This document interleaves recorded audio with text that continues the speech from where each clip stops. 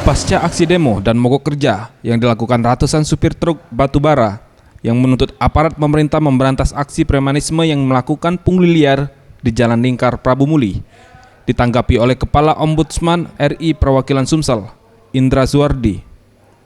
Saat ditemui Selasa 26 Januari 2016, menurutnya aksi ini bisa dilakukan karena ada unsur dan tindakan tutup mata oleh pemerintah Kota Prabu Muli yang seakan membiarkan.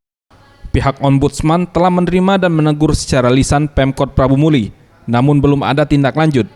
Jika masih belum ditanggapi, pihaknya kembali melayangkan surat ke Dishub dan Pemkot Prabu Muli untuk meminta jawaban kembali terkait terganggunya akses pelayanan publik yaitu jalan lintas menuju Prabu Muli.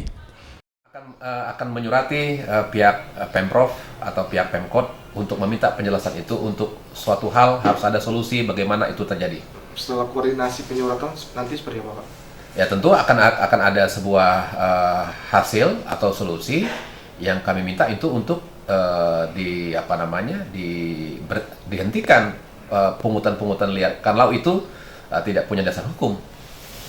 Karena itu yang merupakan bagian dari penyelenggaraan pelayanan publiknya. Kalau memang ternyata tidak ada aturan main, ya itu salah. Sementara itu, Dedeng Zamawi, pengamat hukum Unsri, menilai seharusnya Pemkot Prabu Muli membuat peraturan daerah terkait pungli, karena dengan perda, instansi vertikal akan patuh secara penuh dan indikasi oknum tertentu yang bermain dalam aksi pemalakan dan pungli ini dapat diberikan sanksi secara penuh. Hal ini perlu dilakukan mengingat banyaknya masyarakat Sumsel yang merasa dirugikan ketika melintas di wilayah tersebut.